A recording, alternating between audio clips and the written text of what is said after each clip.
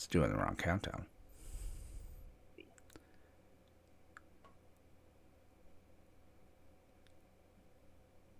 Oh, well, I'll fix it later.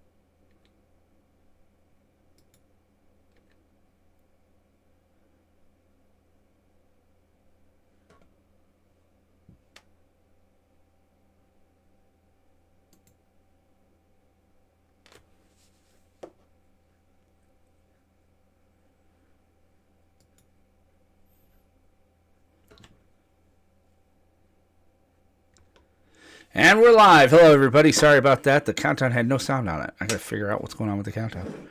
Oh my god, things are broken. Oh, dear. Oh, no. Oh, no. All right.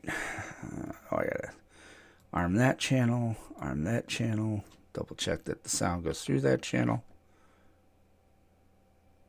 And it's going through. Got to make it so I can hear the sounds. It's Monday. It's definitely Monday.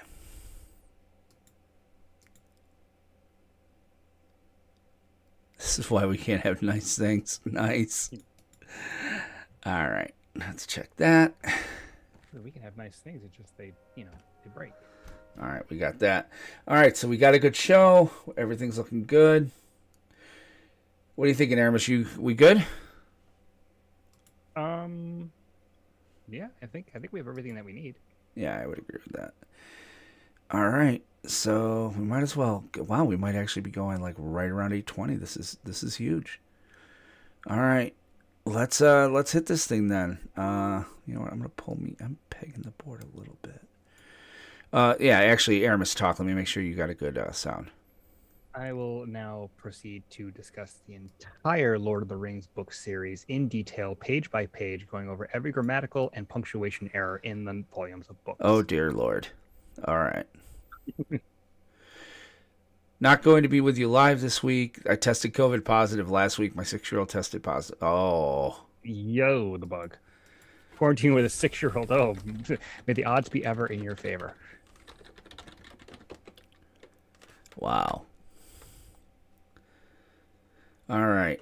I think we're good. So, all right. Yeah. Again, I'm hit. Am I? Wait a second. Is my gain up? Oh, that might be part of my problem. Check, check, check, check, check. 1, 2, 1, 2, 1, 2, 3, 1, 2, 2, 2, 1, 2. All right, that's a little better. Myself. Yeah. I sound okay on your end?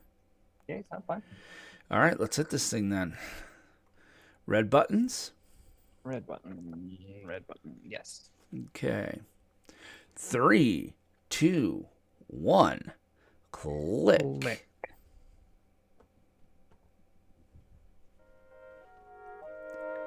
Greetings, salutations, and welcome to the PlanesTalkers podcast, a show by casuals for casuals. I'm your host, Will Benson, joined as always by my, hey, it's almost NFL season soon, and maybe the Carolina Panthers have a shot, co-host Aramis Perez. Aramis, how are you, sir? Football starting soon? Yeah, dude, we're at Labor Day. I know. And you know, again, I'm not in any freaking fantasy league this year, and I'm kind of sad about it. But I got one this year. Oh, you do? Good. Yeah, and I am still pegging. All right, I'm gonna pull that back even more. Check. My old family league that ran every year up until my mom passed is starting back up again. Oh, sweet. Do they need like a non-family member? I think they're full up. It's a small league, so yeah. All right. Well, before we get going tonight, we want to remind you that this episode and every episode of the PlanesTalkers podcast is sponsored by Kerwin's Game Store. Kerwin's Game Store is New York State's premier source for collectible card games, tabletop games, miniatures, comic books, retro video games, and toys. With their clean, open gaming areas available to everyone, Kerwin's wants to remind you they provide a fun and inviting atmosphere for new and experienced gamers alike. With locations in both Catskill, New York, and now on the second floor of the Poughkeepsie Gallery in Poughkeepsie, New York, Kerwin's is 100% the absolute best place to go in gaming. Now, if you can't get to their stores in upstate New York, you can always reach them online. They have a great web store. It's KGS Online. That stands for Kerwin's Game Store or KiteGoSamuelOnline.com. And don't forget, you get a 5% off your online order when you use the promo code PlanesTalkers at checkout. We also want to remind you that we want to recognize our rare level patrons: Steve, Spencer, Chiva Tank, Nurse Gamer VJ, Bell, Josh, Jonathan, George, David, Anthony, and Dragon D's Nuts. Ugh. We also want to go ahead and take a second to shout out our Mythic Rare patrons, Jake, Jonathan, and Imagine Dragon the Sea Cross Your Face. Again, I'm loving life right now. And let's not forget our producer level patrons, Jamie and Johnny. Listen, these guys have helped out the show immensely. I had a good conversation with Jamie. He's going to start putting together some Commander stuff as well. I talked to him, might have been Wednesday, or it might have been before Monday last week. I'm not sure. But we had a pretty good conversation, on Discord for a little bit while I was driving home. He has some pretty cool ideas. He's going to talk about putting some stuff together for like countdown videos and stuff like that. You know what? These guys help out in so many ways. What they really do get, though, one of the main things is that patrons get the chance to play with us on our Wednesday Commander Craft podcast. We have one seat. Well, it's weird.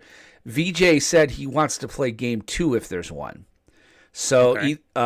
So he's probably going to be in for game 2, which means I can take a patron and a non-patron for game 1. So if you're listening to this and you want to play, let us know right away. We'd love to have you for Wednesday night. It is Nemesis game 1, where we're playing your friend and mine, Mr. Equipment himself, Sir Gwen. He's right here. He's ready for you. She. You know what? Don't misgender my friend. You know what? My version of Sir Gwen. Look at the art. Listen. You don't know. Might not be a girl. Might not be. Read the flavor text. I'm pretty sure it says she. Squires throughout the realm aspire to her mix of panache and martial prowess. You know what? Fuck off. And we have the explicit early tonight. No. But seriously, yeah, it's going to be Nemesis. So it's Dogpile on Will, everybody's favorite game. So would love to have you play with us. That's Wednesday night. We roll at 7 p.m. We also are proud to be the flagship podcast for the Planestalker network of podcasts. Our sister show, Cantrip Cartel, is launched. They are on Anchor at anchor.fm/Cantrip Cartel. They put up a new episode last week detailing all the news, and let me tell you, their show is very polished and very well done. You definitely should listen to it. Got a lovely personal note from Jake today, just thanking us for getting them launched good. Again, anchor.fm/Cantrip Cartel, and they're on most podcatchers except for Apple. So hit them up on our Discord. We do have an area for them if you want to find out more, and there it's at discord.planestalkerspodcast.com. Finally, again, we want to remind you guys about the survey. Please go to survey.planestalkerspodcast.com. Let us know what you think of the show and ways we can improve. This is really important to us. Things that we're going to probably go over during our patron call, which we're already at having a patron call in September, Aramis. Crazy. I know, right? Where the hell did summer go? So I don't know where March went. I don't know what you're talking about. So, that's pretty much all the announcements. We're now in Untap, and I am untapping a wonderful beer called, and again, Better Off Dead, man. Everybody wants some.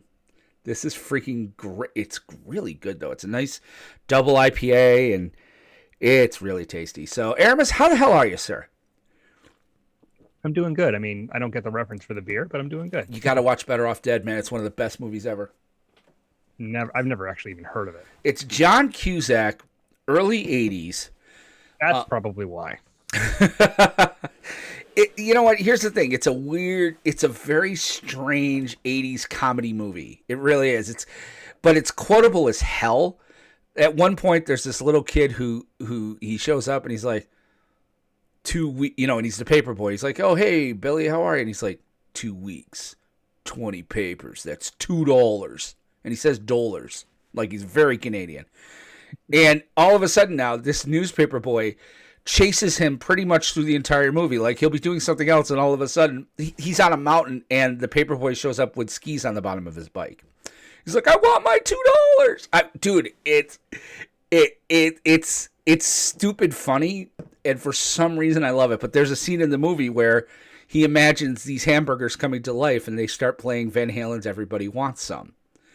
And so and the minute I saw it, I'm like, I must have this beer. And it's very tasty. So, but how was your weekend, sir? How the hell are you? Weekend was good. We walked around one of the local towns. They had like a townwide garage sale. Just, looked around for some deals. Didn't find much. I guess it's not what it used to be, but it was a nice day out. And then on Sunday, we were out in Berkshire County in Massachusetts. We were at the Berkshire Museum with the little guy. So got to see some little aquarium that they have in the basement, some nice displays, nice exhibits. It was very nice. I recommend it. But pretty chill overall for the weekend. Not a lot of magic. Watched The Walking Dead.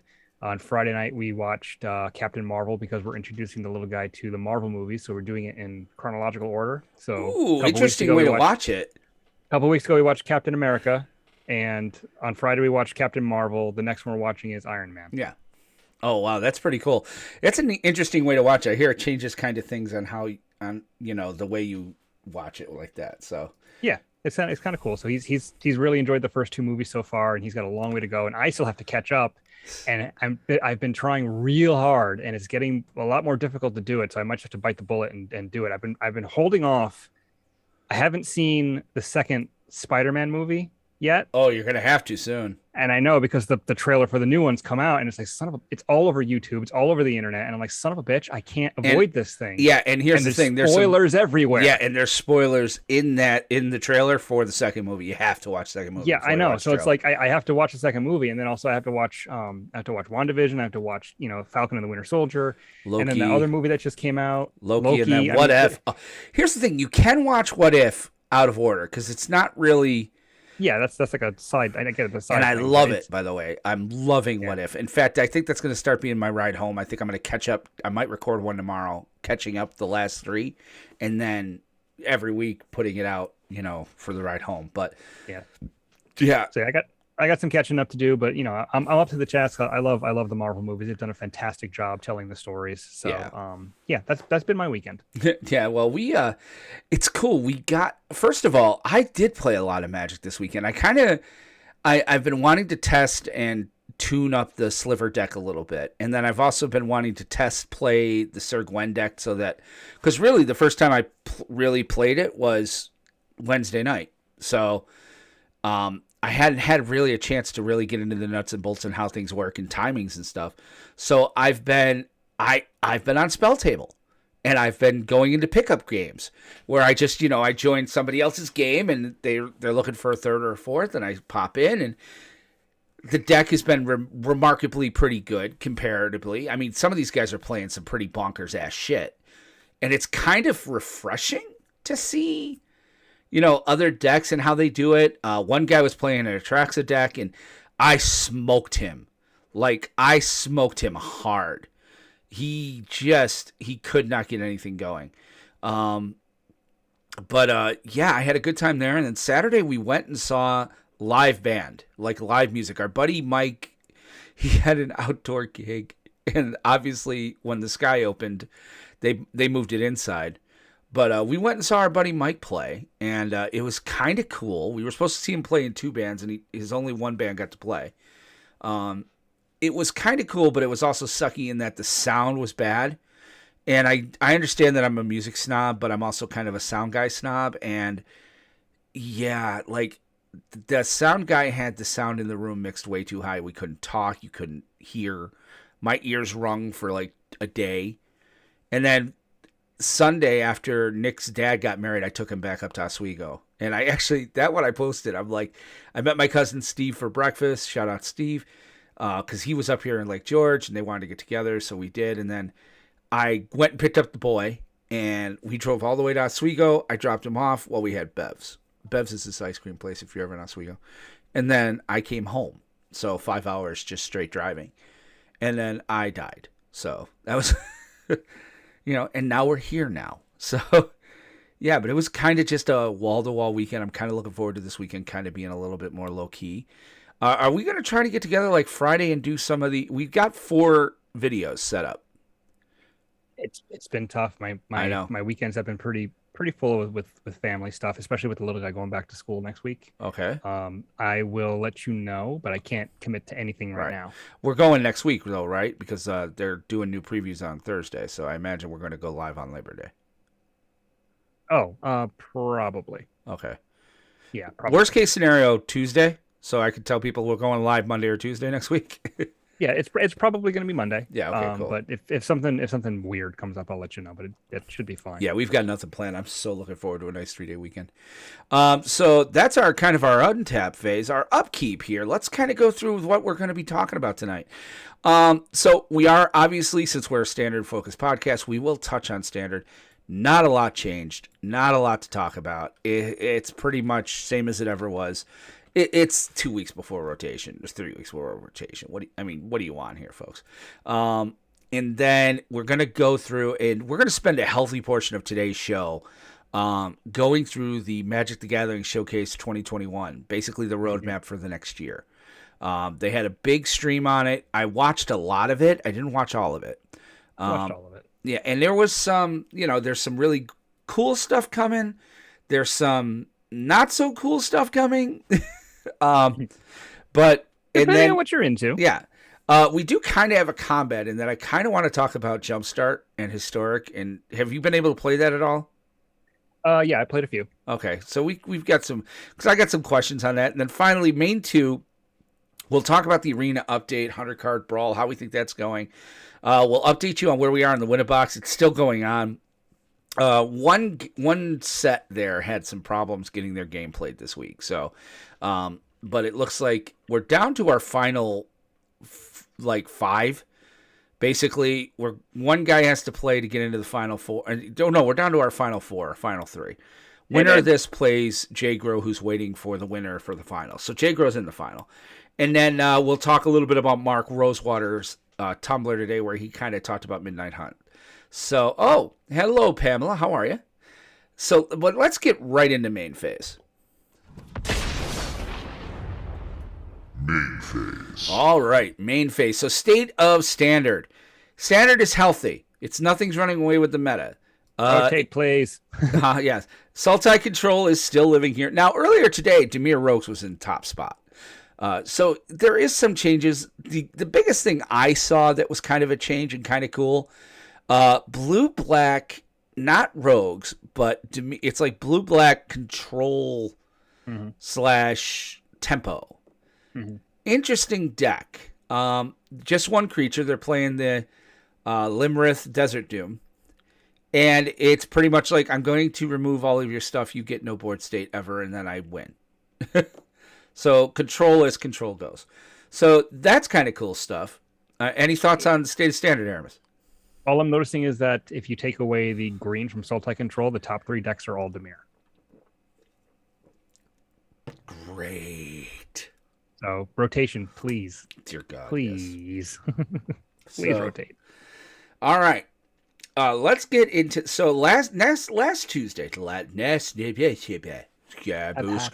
Solo. Yes, Greedo. I was just going to see your boss. Tell Jabba that I've got his money. Don't tika ball. Jabba da Windigo to Johnny. All right, I'll stop.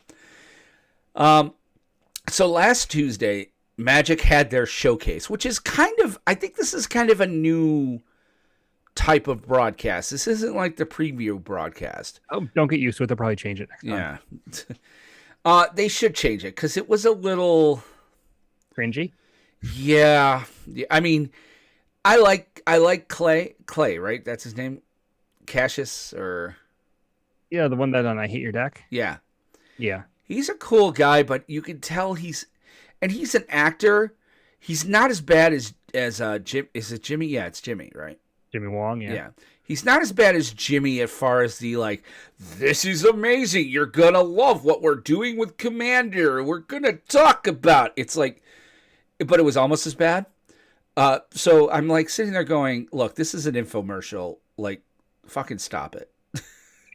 To me, like I mean, we'll get to it, but the bit with Mark Rosewater, I was just like, oh my God. Yeah, with the spacesuit?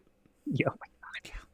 I mean, okay, it was funny, but it was funny in the way of like, please make it stop. It was like funny in that you don't want you kind of scary funny. Yeah, it's funny in that way it's laughing at you, but you laugh so that we're laughing with you, but no, we're still laughing at. It's funny in that David Hasselhoff way.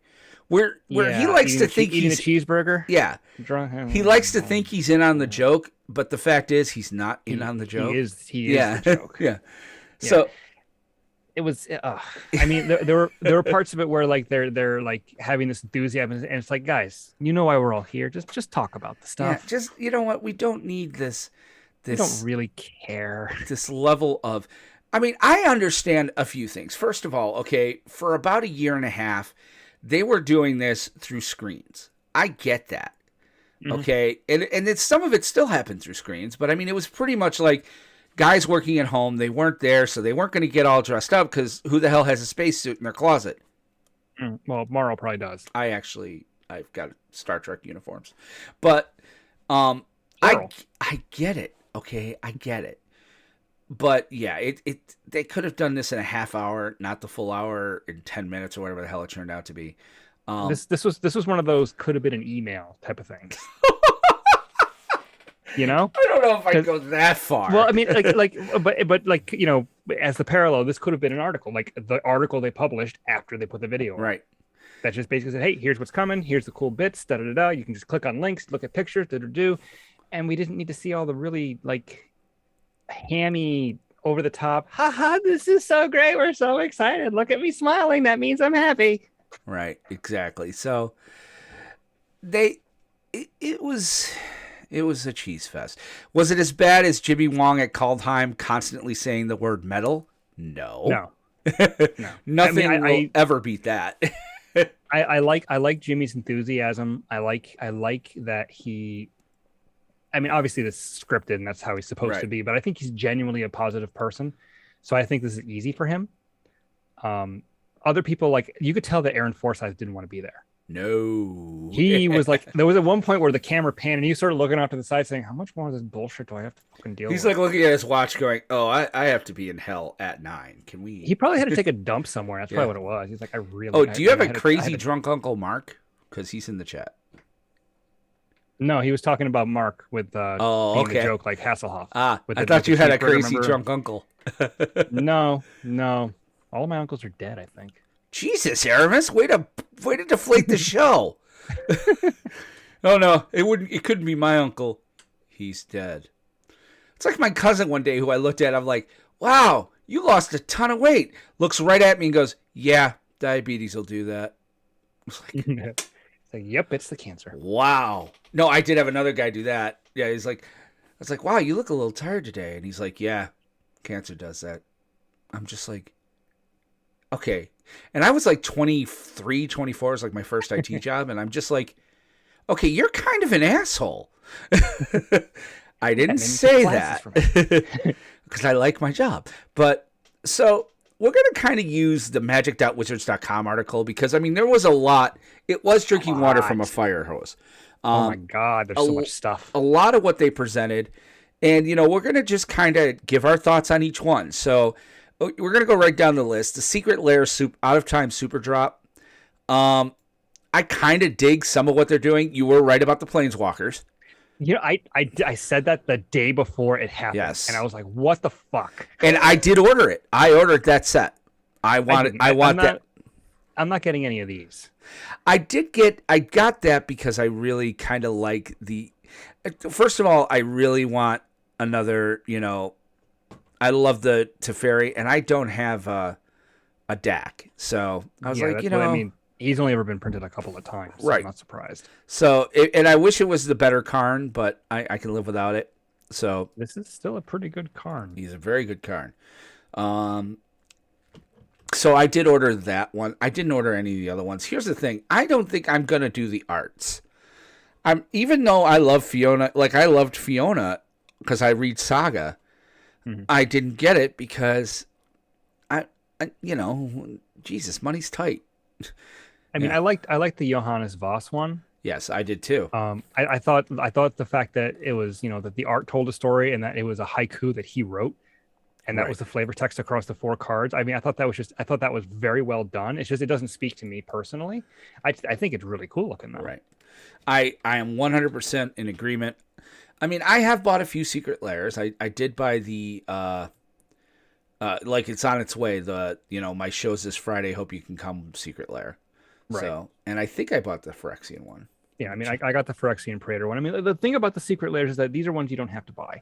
Right. None of these are. No. They're all optional things. Like if you want special art or special treatment, or just wacky stuff in general, you can do that. And I like that aspect of it. Do I wish they were cheaper overall? Yeah, maybe a little, but overall you're getting good value for what you pay. But going back for the people, like for the 5 people in the Magic community who were under a rock and didn't get to see any of this stuff, we should probably explain what's in these. Well, yeah. Well, here's the thing. Even the article doesn't really explain it. I mean, it's not really. Yeah, and here's the thing. I think there's so much to go through that is impactful.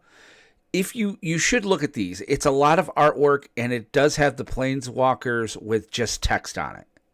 Yeah, like they were done. If they're basically doing it. The first one they're doing 3 Planeswalkers as if they were printed in like alpha or beta. So it's really drawn out rules text that. Honestly, if you have no idea what a Planeswalker was before this, this would not help you. No. So I recommend you check that out. It's at secretlair.wizards.com. But let's keep going down the list because, I mean, there's just so much.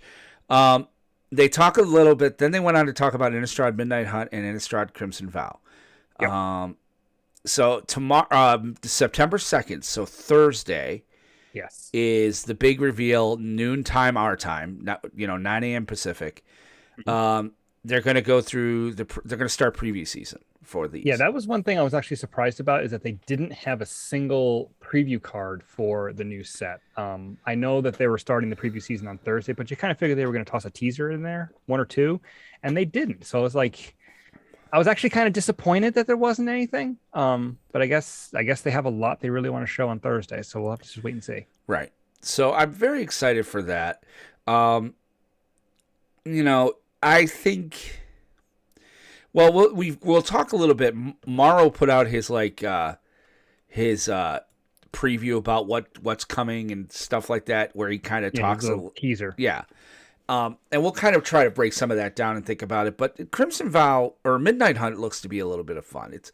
It does seem like it's going to be very, very zombie heavy from what I'm hearing. It's going to be. I mean, both of these sets I think are going to be pretty dark. Yeah. Well, it's No the pun intended hunt. with Yeah. Midnight Hunt. Yeah. No pun So intended. the next thing they kind of went over was Magic in Store and Beyond. So again, they are not doing any major GPs or Pro Tours Nor right should they now. at this point. They're like, we're not sure how we do it safely in this COVID. I can't disagree with that. Yeah, no. Um, I mean, like I think the European Union just basically said if you're American, you're not coming over here yeah. right now. So store championships though are coming back this December. That is cool. That is cool. I will probably go to one. Unless he has us call it. We'll have to see what happens Yeah. with that. I mean, I've been to a store championship, and actually I think I won a store championship. Oh wow. Um, that's where I got the Galta promo. Ah. Um, Oh yeah, and, you did win at the flights. That I was with you yeah, for that. yep. So I got a nice little Galta Primal Hunger promo. They're bringing those back with a nice little twist. So everybody who goes to the store championship promos, it's going to be. We're not sure what format it'll be, based by store. Everybody who enters is going to get a promo Arbor Elf. If you make the top 8, you're going to get a promo Collected Company, and if you win, you're going to get a promo Wormcoil Engine.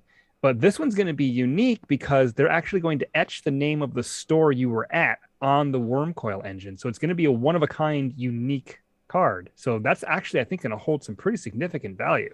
Well, absolutely it will. I mean, I know what they're doing. It's instead of I kind of miss the store playmat. Mm-hmm. Like I understand that this card is going to be probably replacing that because I haven't seen anything about a store playmat. Yeah, no, I And think they're doing that. the store championship playmat was always cooler to me. Like I'm like, getting a playmat of your store championship, it's like whenever you play, that's what you're going to play with. Now you and I would play with the Planestalker playmats because we want people to watch our show. But yeah, I do like the card. I like that it's going to be etched with the name. I'm pretty Jones for that. Hopefully by December, like the world isn't on fire with COVID. That's my only thinking. It's like December. It's kind of like that's when things start to tend to get hairy, when things get colder. But like the other thing I do like about this, actually, I wish it was a little different about it, but you have to keep in mind that if you're going to go to one of these, your store has to be a WPN premium store, and that is really hard to come by. Right. We know of one. We know Kerwin's one, Game Store in Catskill, New York. Kerwin's Game Store is a WPN premium store. I think there's only like 2 in Kansas. Yeah. So it's like you have to travel quite a ways to find one if you're out in in one of those areas. We're very lucky to have one. Just I wonder not if that far Flights from either 2 one of is. us. I wonder if Flights. I don't think they are. I think you have to jump through a lot of hoops to get Dave, to that let us point. know if you guys are one. Yeah. I wouldn't be surprised if he wasn't. It'd be nice if he was, but I'm not sure he's there yet. Yeah. But if you look up your store, talk to your local store, see if they're WPM premium. If they are, see if maybe you can get an idea what format they're thinking of playing. If they're thinking of doing it, because it may not be safe in your area. If it's safe and practical to do so, and you feel comfortable going, and you want to win one of these cool cards, absolutely show up. Just take every precaution you can, and hopefully you have fun. And and the other thing that they talked about on here, which we kind of touched on, maybe we touched on it before we started recording, Commander Party. Oh my god, I can't wait for this. The problem I have with it, I do have a problem with it. The weekend they're doing it, 30 to the 31st. Halloween. Yeah. Yeah. Are you guys stuck in Fupid? I mean, Jesus. We already got the explicit tag. You can say fucking stupid. It's fine. I know, but it just why in the world? Okay, why that is one of Halloween? the absolute biggest. When you're in your 20s, that's a big party weekend. When you're in your 30s, you usually have kids. It's a big kid weekend. When you're in your 40s, you're trying to relive your 20s, so it's usually a big party weekend. Like, I mean, I still dressed up. yeah, I dress up. We have parties. We go to parties and shit. Like, how in the hell? And then they're gonna say that, well, there's no real support for this. Well, of course not. Not on fucking Halloween. And I understand it's Innistrad. All right, I get that. I get the flavor of doing it on Halloween. Yeah. Do it the weekend before. Do it the 23rd. Quick side note on Halloween. Quick tangent for that. Sure, absolutely. Well, that's your son's gonna- birthday, right? Or your birthday? No. No. It's my wife's favorite holiday. Ah, But you're gonna love what my son is going as for Halloween this year. Oh dear. Marty McFly. Yes. And his uncle, my brother-in-law, is going to go as Doc. I like it. Yeah, so that's going to be really cool. I haven't figured out what I'm going to dress up as, and my wife hasn't figured out what she's dressing up You're as, but we are Biff. dressing up. You have to do Biff. I'm Or not, you and I your don't know if wife I'm have gonna to do do maybe George and Lorraine. I don't know. Yeah, we got to figure that out. But he's doing Marty McFly. We found a costume for him already, and it's going to be awesome. That's great. Um, yeah, But that's yeah, gonna be fun. Halloween. The Halloween timing. It's like, guys. I mean, it's mwah, beautiful flavor, just great. But yeah, there's kind of a American holiday in the middle of that, so you're probably not going to get as much of a crowd in that demographic as you'd like. Although, so not to get too far away from what they're actually doing. Commander Party, you're going to show up to your store, you're playing Commander. The point of it's not to win, the point of it is to advance the story. So there's Right. going to be like a video screen playing a story, and at certain points, like whoever has like the most resources on the board or most of a certain thing has to like raise their hand or whatever, and they'll get something, and it advances the story. They got something really kind of cool planned, and I if I can go on the 30th and you can do the whole thing the one day and not over 2 days, I'll be like, maybe I can get away with going on the 30th. But Halloween's not going to happen. Right. So I'm kind of the same way. It really depends on what's going on. Yeah, this looks amazing though. So I hope if this is a success, they do it again. Right. Me too. I do, and because I think it might be something they do periodically. I mean, they're trying to find new ways to engage, and I get that. Kraus wants to know how one gets a PlanesTalkers game, Matt. Inked Gaming was how we did it, or you have to be like a rare level patron over a year, and I still have to send them out actually. Oh, Give me a break, dude. It's it's really tough.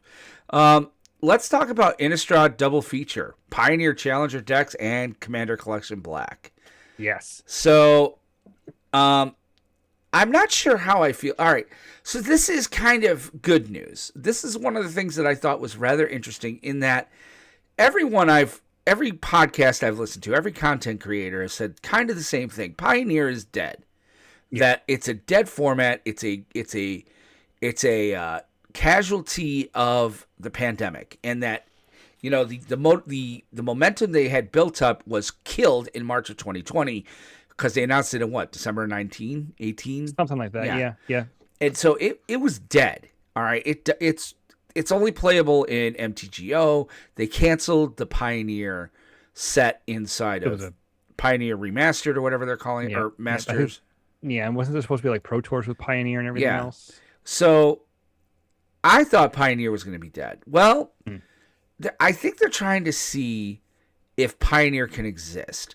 Now, Kyle, what Pioneer is Modern goes all the way back to, I think, 11, Mirrodin and forward. So we're talking 17 or 18 years.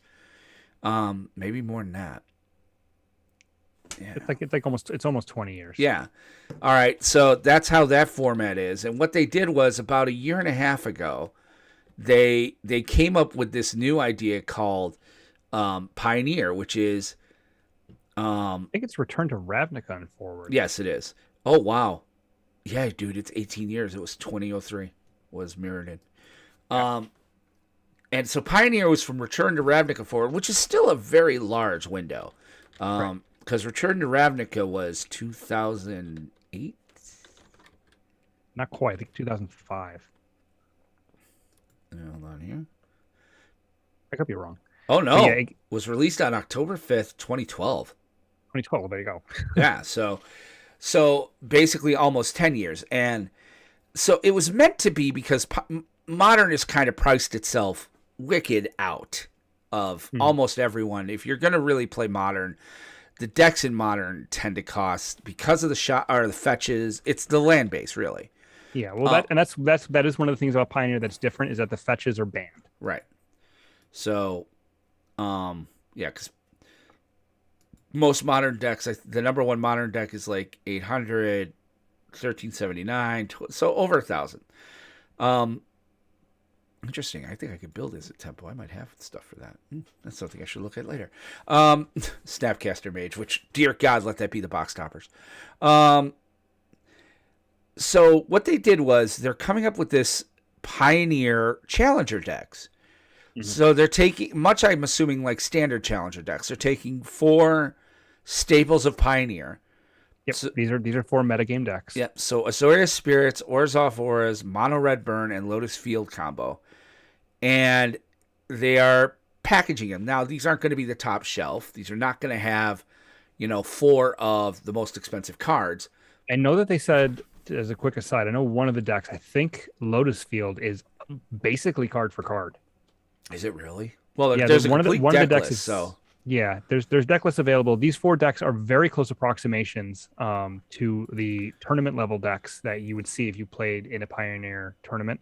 Um, I think it's the Lotus Field. It might be Orzhov Auras. It's one of those two. well, That Azorius is Spirits basically only like, has 1 Brazen Borrower, so I know it's like I said, it's not. yeah, They're not going but too crazy. but one of these decks is like one, literally 1 or 2 cards away from being just a carbon copy of the deck that you'd see in a tournament. But I they're all competitive. They all have full sideboards. They're all ready to go. Wow, it's pretty. Well, Mono Red Burn is pretty much Wizards. Yeah, Mono Red Burn is Ramen Up Red. Yep. But that's because all those Yeah. cards are from there basically. Orzhov But or yeah, the Lotus Field combo looks to be. I mean, the Lotus Field combo's coming in with 4 Lotus Fields. First of all, yeah, I think and like, I mean, there's 4 some really Thespian good cards in stage? here. Wow, Orzhov Auras has Thoughtseize in the sideboard. you're shitting me. It's only 1 copy, Right. but it's a Thoughtseize. So there's some serious cards in there, and these are legit decks. And if they're you're into legal. Pioneer, They're coming in legal. they're legal in Pioneer. So if you're looking to get into Pioneer, this And is Modern. a beautiful jumping off point. Yeah. I'd like to see them pull this out. I was a big fan of the idea of Modern, and I Yeah. hate saying that not Modern, Pioneer. I'm a big fan. The idea of Pioneer, I was a big fan of. I still am. I like I said, I said this to Professor Bonds. Okay, they're like Friday Night Magic for them is always Modern. I'm like, well, you priced me out of it. Oh, you can come with your standard deck. Oh, sure, I can come with a standard deck, but I'm gonna get rolled. Yeah. So, Pioneer, the idea of it was I'm still a big fan. So I'm very excited for that. I just hope it doesn't turn into one of those situations like it was with the Brawl decks, where they printed the Brawl decks, they pushed it for like 6 months, and then it just disappeared. That's what I'm worried is going to happen. I'm worried that Pioneer. I think Pioneer is. I'm not sure. I've got a. This bad is them putting the panels on Pioneer. Yeah, they're trying to see if Pioneer is gonna hold. If this sells well, then maybe they will back Pioneer a little bit more. Maybe we will get Pioneer Masters back into Arena. Yeah, and maybe we get these decks again next year. Yeah. So I'm hopeful for that. But the other big news on that, while they were talking about Pioneer, is Commander Collection Black. In early 2022, there'll be Challenger decks, Pioneer Challenger decks in hand. You'll be ready for Friday night. Commander Collection returns exclusively to game stores. They don't give a date. But Commander Collection Black is much like Commander Collection Green, which was a great set. What was it? $80 though. Yeah. This one will also be probably about $80. It'll probably be about the same price. The value is spread out a little more evenly on this one. So there's not a crazy expensive card like Sylvan Library, Right. but there's a lot of cards that are like $20, $25. So it adds up to be about the same in value. So in Commander Collection Black, you get a Ghoul Caller Gisa. You get an Ophiomancer with, for the first time ever, an actual printing of the snake token that she produces, because I guess that didn't exist before. It didn't. So you also get Phyrexian Arena, which is good. That's really good. Reanimate, which is really good. Toxic Deluge, which is good. You get the special art version of Soul Ring and Command Tower, which is fine. I like the Command Tower one, actually. I'm a big fan of that printing. Yeah, and then Liliana Heretical Healer. So all of these cards, minus the Soul Ring, Command Tower, and Token, are like $10, $15, $20, $25 cards. So you're going to get your $80 plus in value. It's not going to be quite as high as Commander Collection Green. There are some things that I think, might be missing. I mean, it wouldn't hurt them to put Demonic Tutor in there, I think, at this point, because it's down to $35. Yeah, but I'm not going to complain about Arena, Reanimate, Toxic Deluge. Those are all powerhouse cards in Commander. Right. So this is good. I'm definitely planning on picking one of these up. I'm taking it too. I'm looking forward to that. I will probably get one because I love the green. And so this is looking pretty good. The next thing they kind of talked about in this one, this is where I started to be like, okay, This is a money grab.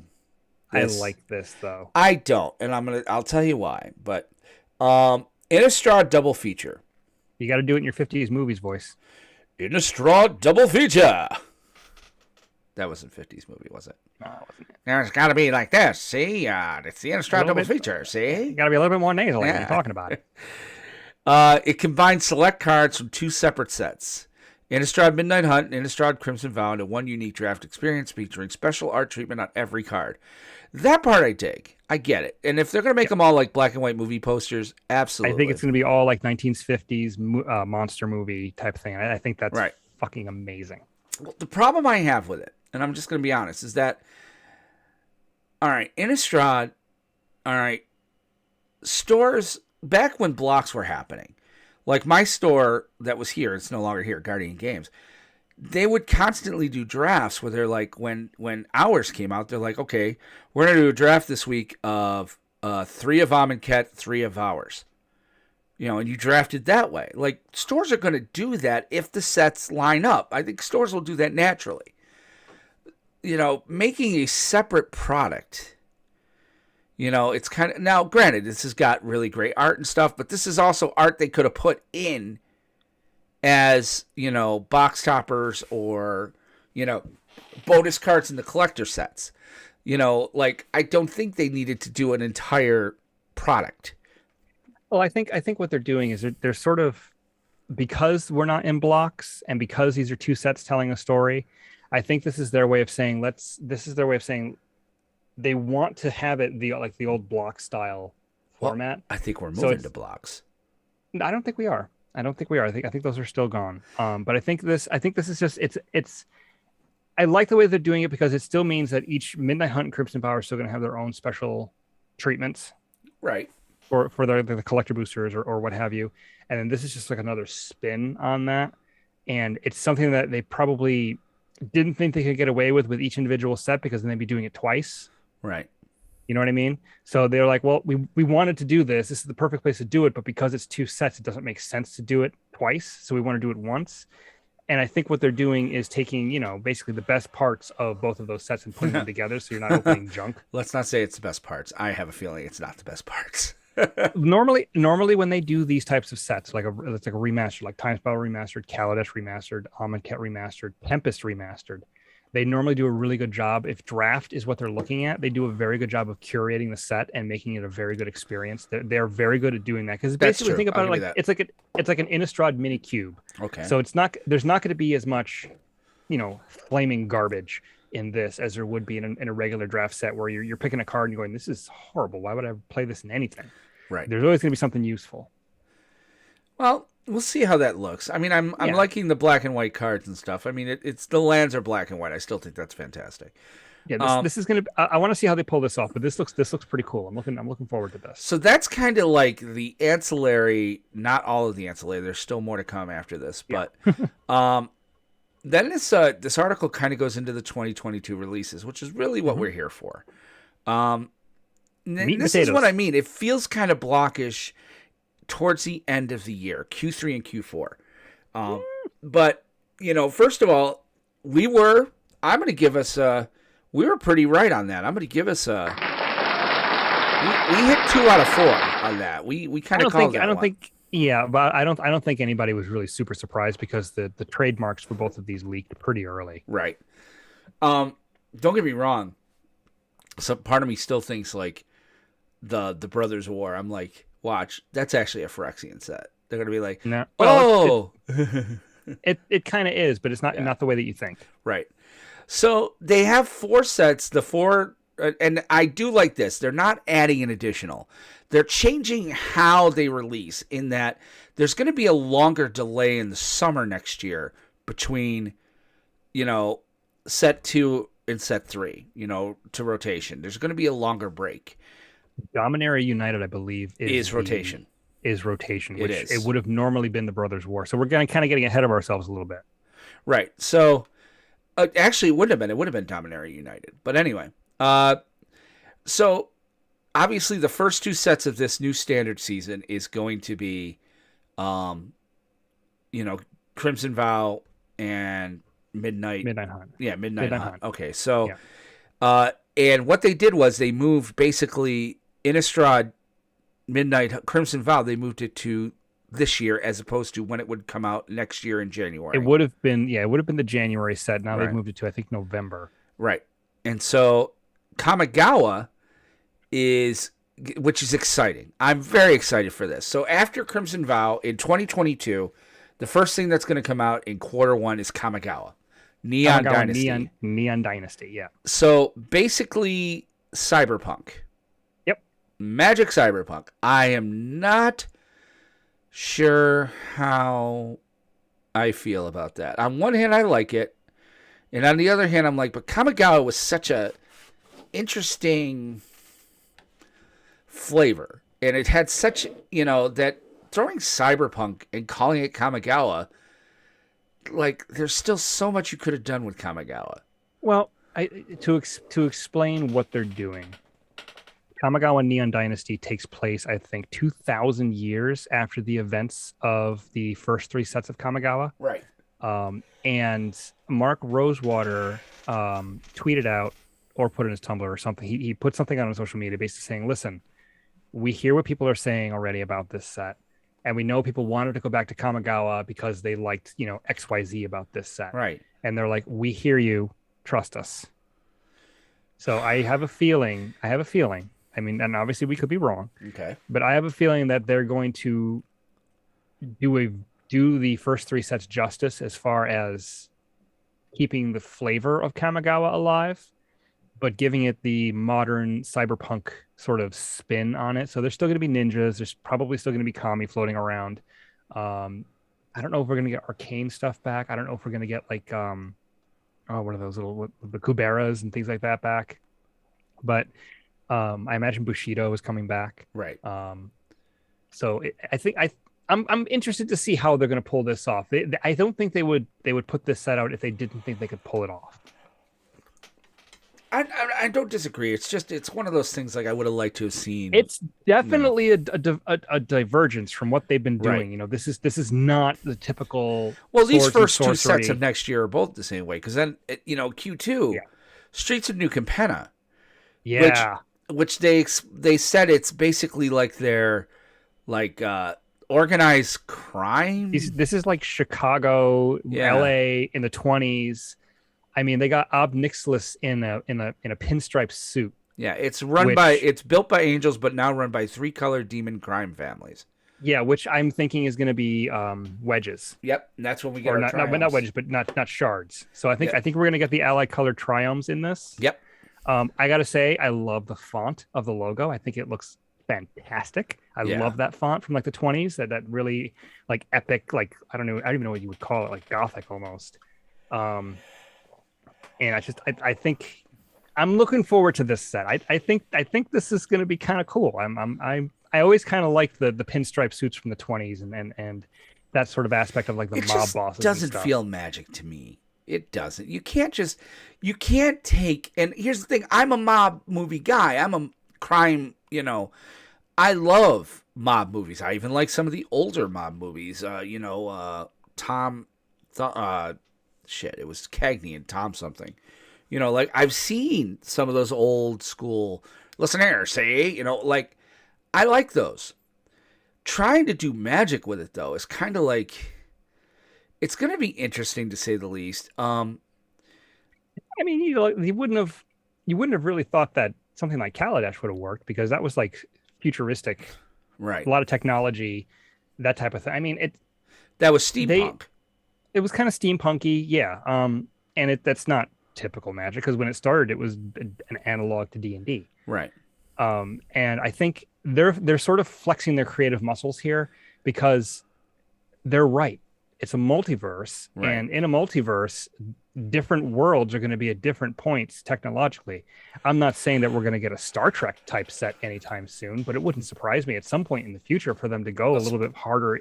To go harder, space opera, to go a little harder into the sci-fi aspect of it. It wouldn't surprise me at all. Kamigawa is sci-fi. Kamigawa, they already said that pretty, it's going to have, Kamigawa's up there, but I mean, I think they can pull it off. I think if they're putting it into the main rotation of sets, I think it's something that they can do. I mean, obviously we have to wait and see, but I'm curious but excited to see what they come up with, and just that one piece of teaser art that they posted is just it looks really cool. So Yeah. I'm really looking forward to seeing how they pull this off, and I think they will. Yeah, I'll give it time. I'm not too sure on it, but Yeah, you I'll never give it a know. little time. The next set coming, so this will be rotation next year. So at this point, this is like this time next year, we'll be talking about this. It'll rotate out, everything that's legal now, except, yeah, everything that's legal now.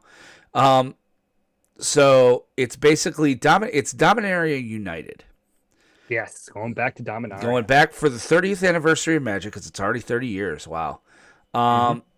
So it's basically going to be old school Dominaria is what they're saying. So again, I'm sure we're going to see sagas. I'm sure we're going to see Teferi. I'm sure we're going to see a whole bunch of crazy, awesome stuff. I'm very excited for this old school Magic. Yeah, they can do whatever they want. If it's in Yeah. Dominaria, I know they're going to do a good job because Yes. that's where the game started. That's where everything comes from. And Park Mania, yes, you can absolutely call it Cybergawa. Yes, we agree wholeheartedly. Totally can totally do that. But yeah, I'm super looking forward to Dominaria United. I'm really this is gonna be a home run. I mean, Yeah. especially I don't know. They didn't say anything about it, but I wonder if they're gonna try to get if they got Richard Garfield back for this again. That'd be interesting. I know they had him. He was back for the first round of Dominaria. I wonder if they brought him back for this. I'm just glad they're not doing a Magic like Eternal Master set or whatever they called it. What for 25? Oh, Masters 25. Yeah. Well, they're kind of ours anyway. Yeah, But we'll talk about that. And then the final set for next year. So this will be in the Q4 of 2022. yep, So they're using Crimson Vow to shuffle rejigger their the release set a little bit, which yeah. I always thought it was a bit rough that they start rotation, and you have 4 months until the next set. Like, I was like, that's insane. It's like all you have is 5 sets to build standard around. We figured out standard by then. So very, very cool with that. And what they're doing, this one is the one I'm most curious about because it seems the most outside of what we've done. Because what they're doing is it's going to be the Brothers' War. And it's supposed to tell the story of how Urza and Mishra, the battle that started all of Magic the Gathering.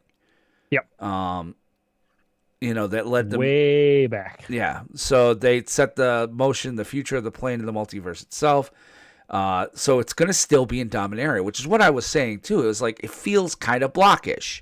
It's not though, because know. Dominaria United is going to take place present day. This Yeah. takes place thousands of years ago. This is sort of like how when they did Urza Saga, it was going all the way back Yeah. to pretty far back in time. This will go back a little bit farther back. Like the Brothers' War has been told, Yeah. but never in a set. You think to we'll this get degree Tron where lands? I wouldn't be surprised to see Tron. I wouldn't be surprised if they did like Mishra's version of Tron. Ooh. So I would expect Phyrexians in this, but Yes. it's not going to be Vorinclex. It's not going to be Elishnorn. This is going to be Yawgmoth and A things young related Nicol? to that. Nicol Bolas was already pretty old at this point. Yeah, but I mean, a younger Nicol. This could be how they could bring Nicol Bolas back in for a year. I don't. He wasn't involved in the Brothers' War at all. Oh, okay. This and also too the thing about this is that depending on how they do the storyline, we may actually see the first Urza Planeswalker card that's going to be standard legal. Oh, that would be because it was right at the end of the Brothers' War when he ignited his spark, and these were old walkers. These were ones that were basically gods. right. So people who aren't familiar with the Magic storyline, before the Planeswalkers existed as cards, when you were playing the game, you were I mean, you still are, but you were a Planeswalker, and the Planeswalkers back then could basically warp reality to their will. I mean, they could do whatever the fuck they wanted because they were damn near omnipotent. They were basically immortal. So it'll be interesting to see if they actually pull off an Urza card as a Planeswalker in this set. And this is pure speculation. We have no idea. This is a year off. This is just my tinfoil hat. I imagine that whatever they have him doing is going to be pretty fucking bonkers. Right. I agree. But this, I'm super looking forward to this set because we'll see, you know, all the old locations, Koilos. We'll see the Might Stone, the Weak Stone. We might see the first introduction of Phyrexia. You know, Yawgmoth. This could bring us to Karnos. Phyrexia. They could spend This could time bring us to Phyrexia, but that's old Phyrexia, not Yeah. new Phyrexia. So I'm very much looking forward to that.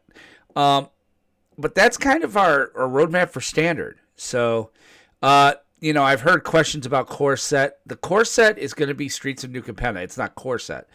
But again, I knew that when they're like, yes, there will be monocolored planeswalkers. I'm like, oh, so that's the core set. Okay, then. So let's keep going because, I mean, believe it or not, we're getting low on time.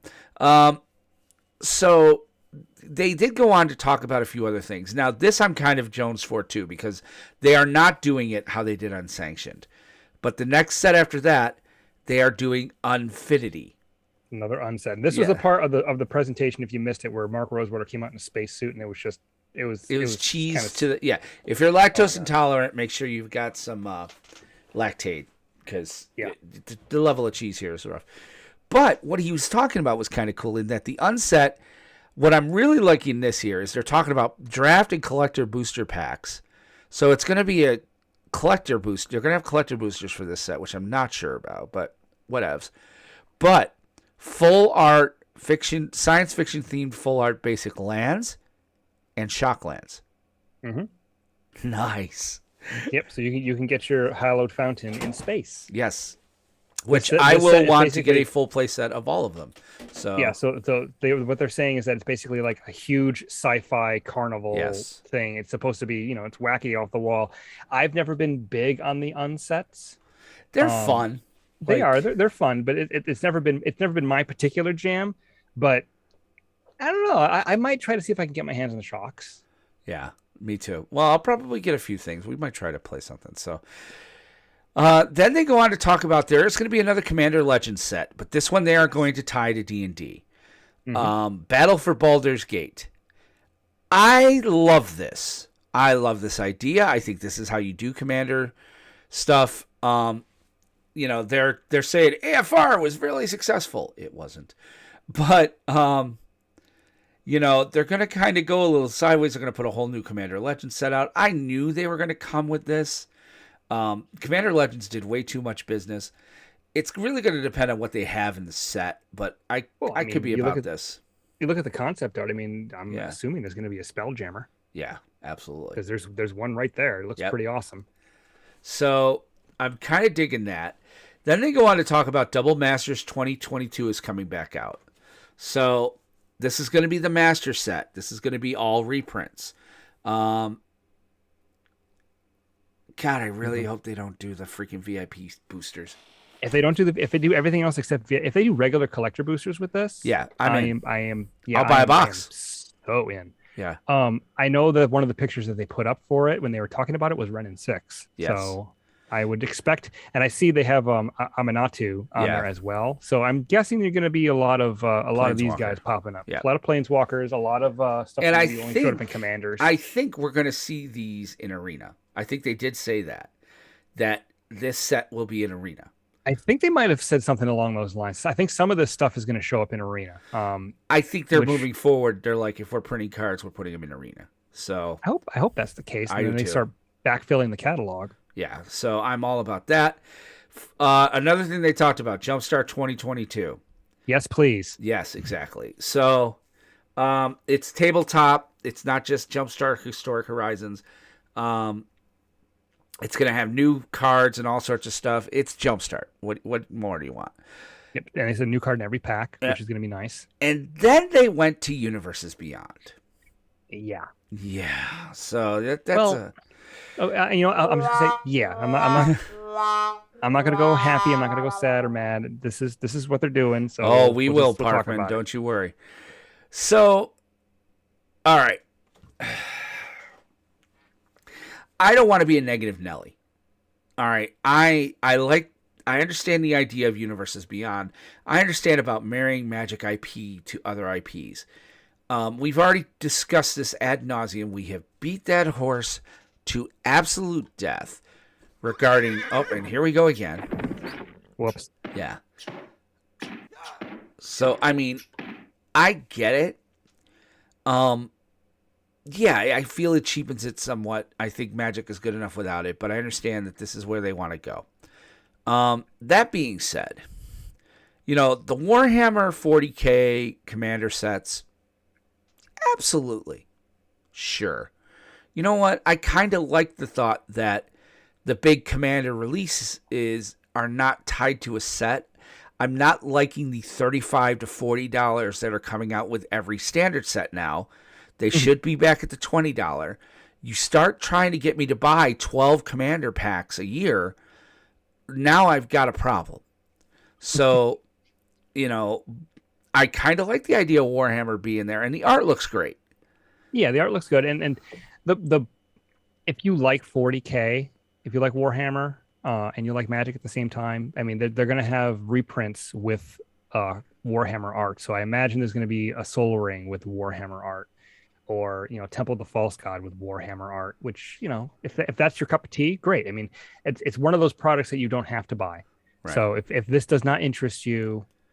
But it's commander decks. You're going to buy it. Everybody's. But they're commander decks. So if you're looking for commander decks, these will have those. I'm not sure I'll buy these. I might see what's in them and maybe buy particular singles off of them. I don't know. Well, you might have to buy one for Commander Craft. We tend to play the pre-counts. No, we'll have to see what happens now, won't we?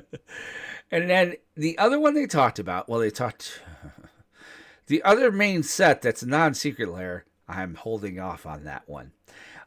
Is Lord of the Rings, Tales of Middle-earth. And this was announced earlier. All right, I'll say this. Marrying Magic and Lord of the Rings, okay. Yeah, absolutely. Yes, please. 100%. That's an easy fit. Yeah. Yeah, that's an easy fit. And there isn't anybody who doesn't think so. I love the idea. The art that they showed looked really cool. I mean, don't get me wrong. There was a part of me that was like, expected Gandalf to look like Ian McKellen, and I know you can't do that. But, I mean, the art he kind of does. But it's definitely very, very cool. I think they made one boo-boo, I'll say. Modern legal. So the Lord of the Rings set is going to be modern legal. Mm-hmm. So you're putting out a double master. It's also going to be historic legal. Yeah, well, that's obvious because this will be an arena. Yeah, this is coming to arena, so this will be historic legal as well. So hold on to your butts. And I get that this is not a Modern Horizons. That this is probably going to replace Modern Horizons. I don't think they said they're putting out a Modern Horizons 3 yet. They'll wait until 6 months. There was a couple of years between Modern Horizons 1 and Modern Horizons 2. So look for 2023, 2024 for that. Right. So this might take the place of a Masters or Modern Horizons. So I can get behind that in that regard. However, it's hard for me to not think that they're missing an opportunity here to, I don't know that making it modern. I understand you have to make a set this large modern legal because if you don't, no one's going to buy it. But it's still, it's a scary proposition. Well, you just hope that the One Ring doesn't become a card that has to go in every deck. Right. Unless the One Ring is a Soul Ring. But no, if the One Ring does anything other than phase out you and your board, then it's useless. But yeah, and they wouldn't make the One Ring Soul Ring anyway because they'd have to ban it immediately because that card is ridiculous. It's on the level of the Power 9. I know. So I don't know how I feel about this per se. I don't know that I like the idea that it's modern legal. I'm not sure how I feel about it being historic legal. I think it's a huge mistake for it to be historic legal. Yeah. Historic is a train wreck as it is. Yes and no, but it's obvious to me if they're going to put double masters and this into historic legal and jumpstart 2020 or 2022, that they're moving historic to modern. Like, that's their roadmap. So I have a feeling that double masters is going to be very much, obviously, double masters doesn't make everything modern legal. Usually with a master set, wherever it's legal, it's legal. But they will choose to print things that fill holes in the modern staple. And again, with Jumpstart 2020 or with Jumpstart Horizons, it's obvious that they're trying to build, from a conceptual standpoint, all of these keywords and all of these abilities that things can happen. And once you build them once you build Ninja, you can use Ninja on anything. Once you build Phase Out, you can use that on anything. Once you build, Affinity, Well, they have Cascade. Cascade. So I get it. All right. Then it's a matter of just coding the cards, putting the artwork in. Once you get these keywords working the way they're supposed to, it's a big step toward modern. So I can get behind that. Yeah, that's fine if that's what their end game is. And so, and that's just it. If they came out and said, we're really trying to get Arena up to modern, which is why this is going to be an Arena, and this is why this is modern legal, that also tells me that odds are good if they're trying to reshape modern, then Lord of the Rings is going to reshape modern.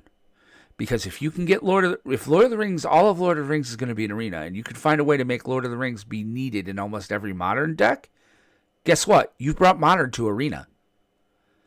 You've moved modern instead of putting the cards in. You moved modern to Arena. It's an interesting idea. It's a scary idea because, again, Wizards doesn't have the best track record with this. But be that as it may, I'm a little concerned. Oh, you're going to be more concerned about 5 seconds. Oh, I know. The secret layers. Oh, for fuck's sake. The minute they did this, I think I even said that to you in text. I was like, really? Fortnite? For fuck's sake. All right. So I love that these are secret lairs. I do. Yes. I get that. I do. As long as these are not must-have commander cards. They're reprints. Yeah. So these they did the Fortnite one the right way. Right. Because they're reprints, so they will cater exclusively to people who say, well, I want to get a Fortnite altar of X card, happens to be in the secret lair. I don't want to have to send my card up to somebody else to paint it, do the altar, and pay triple what I would, and I can get some extra cards on top of it. Right. Not that there's anything wrong with that either. There's nothing wrong with that either. Making them reprints for this, perfect. It's great. If you're not interested in Fortnite, don't have to buy it. I will not be buying it because I've never played Fortnite. Right. I have played Fortnite, but Jesus, I'm tired of it. So, it's cool for that. I'm glad that they're doing it that way instead of like they did with The Walking Dead, where they became unique cards that, hey, maybe if they're good, then you have to have them, which means you have to get the secret lair, and it's just a mess. This one is their reprints. I think they've learned from The Walking Dead not to do that unless it's available somewhere else. Well, I think with Street Fighter, they are making unique cards. They are. Again, but I do agree with them. Chun-Li being multi-kicker, abso-fucking-lutely. Sure. But I just hope that it's not so good that you have to get one.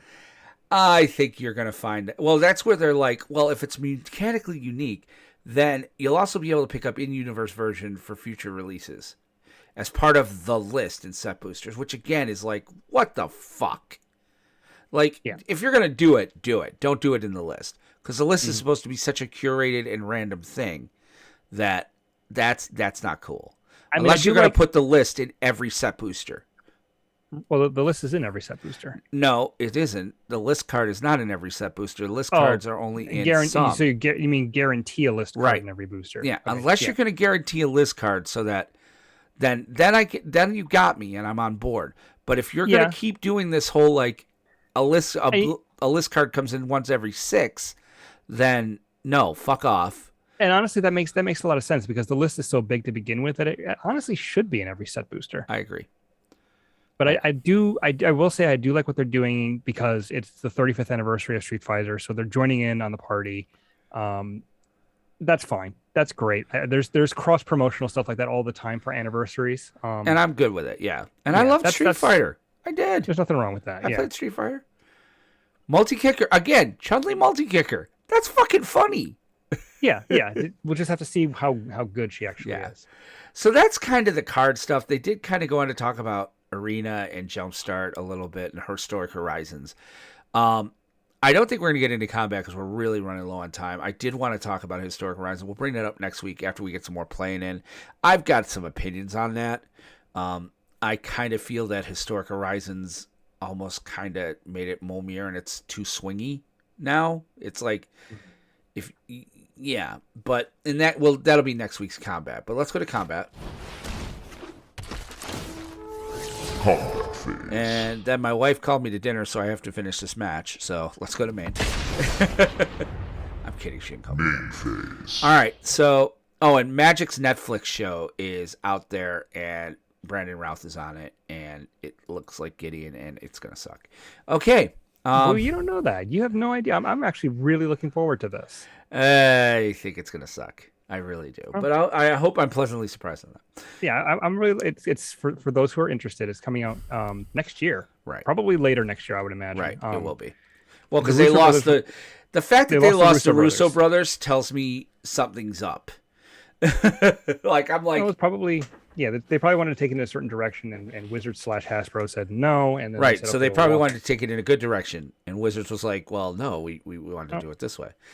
We'll see. I mean, I'm looking forward to it. If it sucks, then whatever. But I'm looking forward to seeing what they come up with. Me too.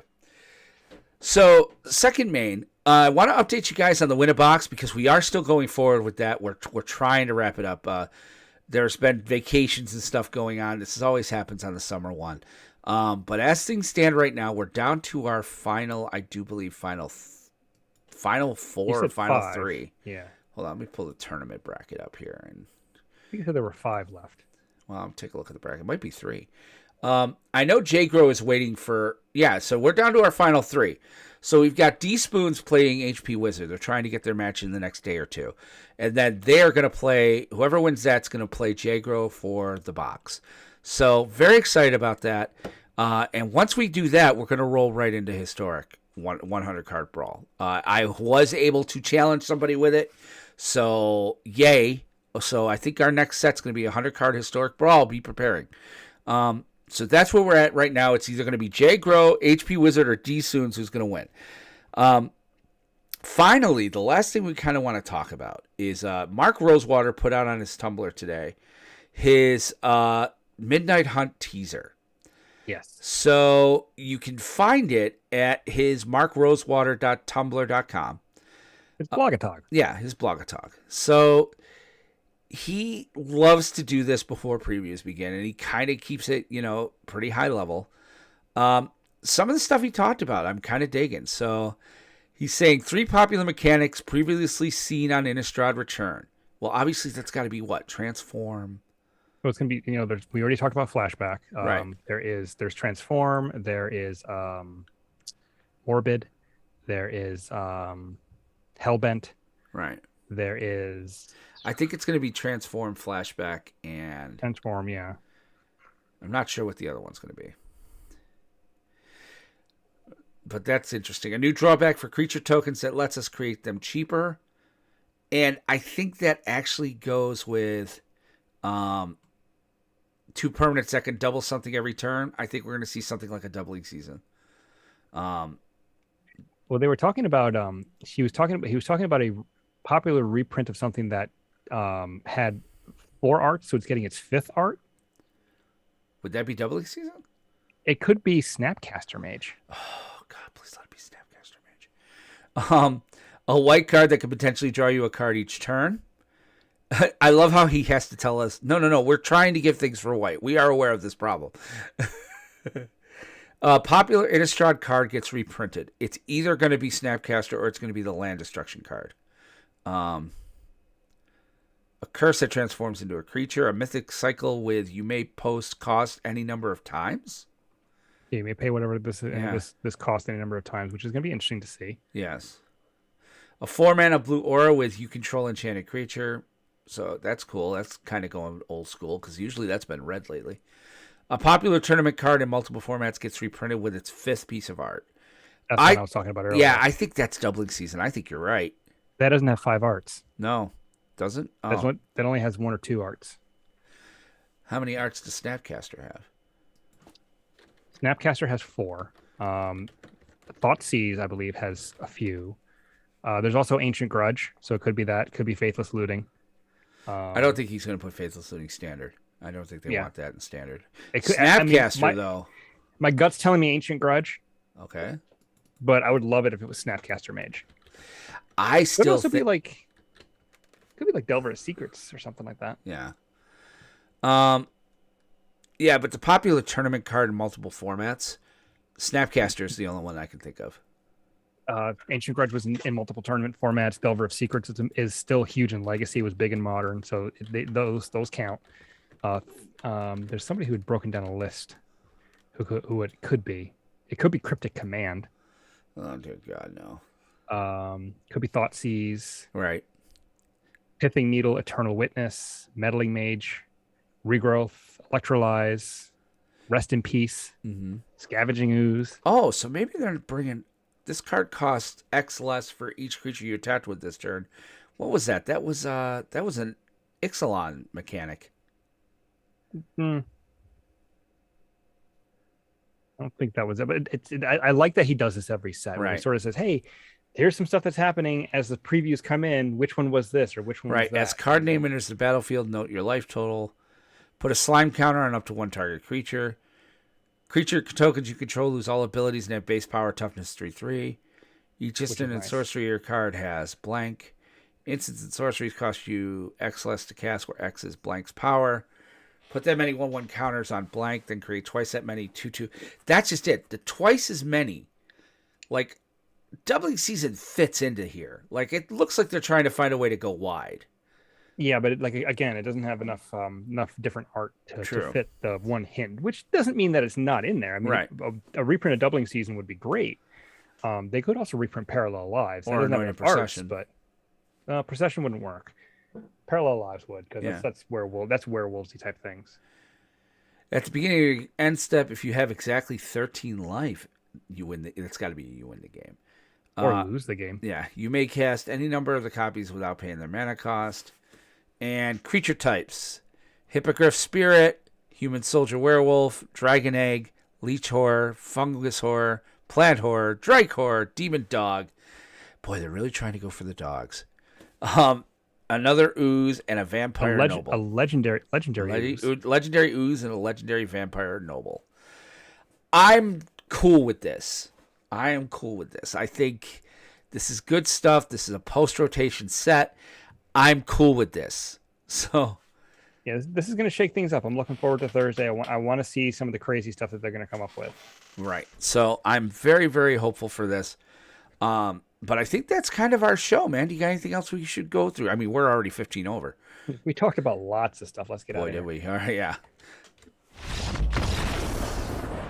All right, so as Aramis and I are rolling up our playmats, putting our cards back in their boxes, taking our pizza boxes over to the trash, because damn it, your mother still does not work in this FYE, we want to remind you we have a Twitch channel where we stream all sorts of content. Just look up the PlanesTalkers podcast channel on Twitch.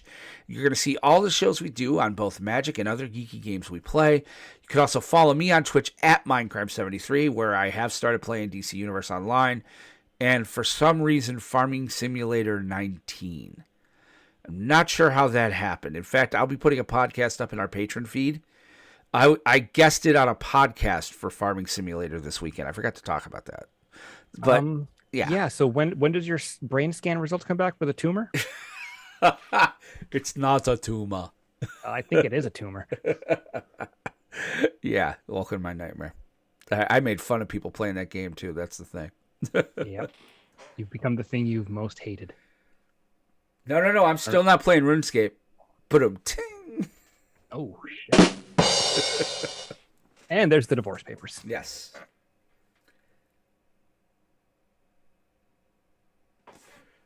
I'm Aramis. If you'd rather interact with us more real time, join our Discord. I wasn't sure. I thought maybe you had more. No. I backed away from the mic.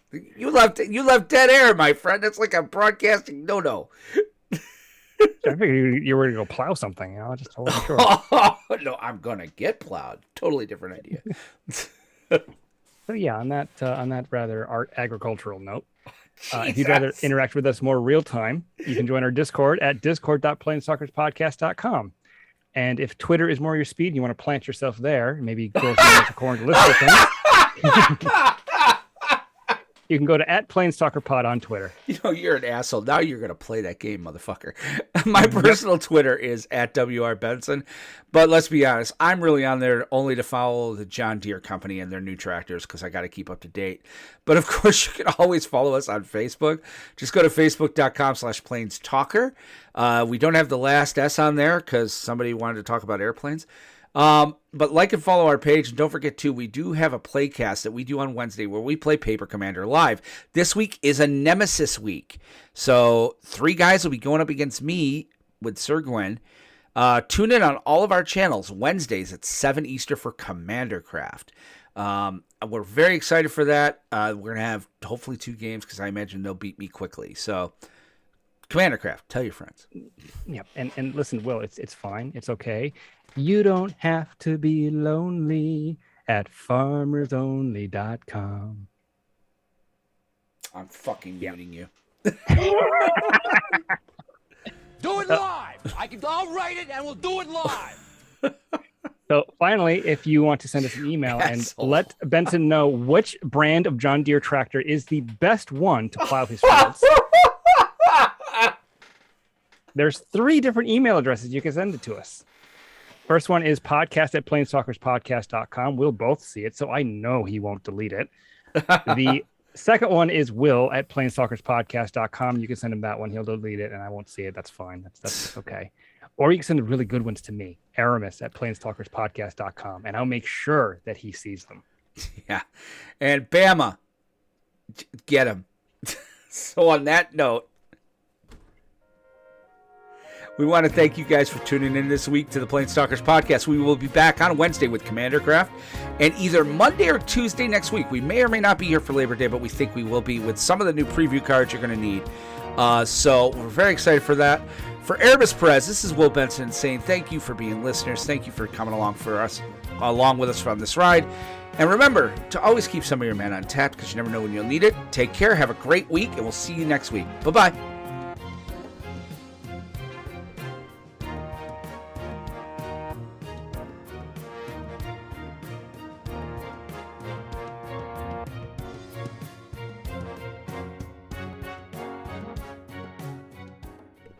You son of a bitch.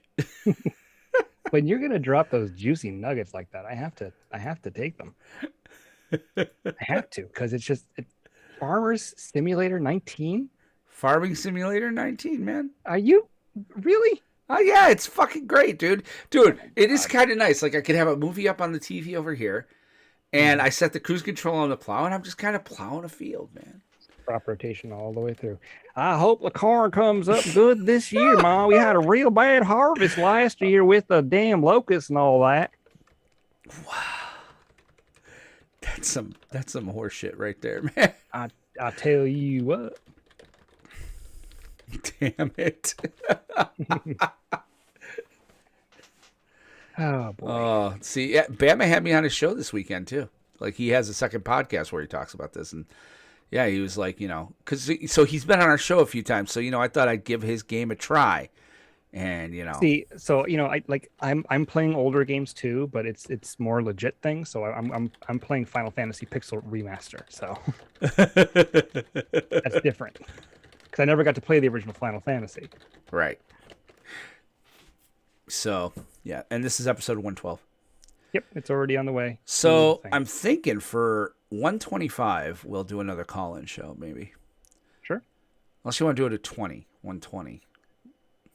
125 is more of a significant. Okay. Because it's a 25. Right. And that might actually bring us 12 weeks from now. That actually might bring us to our anniversary. So, because we started in January. Yeah, we started in January. So maybe that's when we'll do it.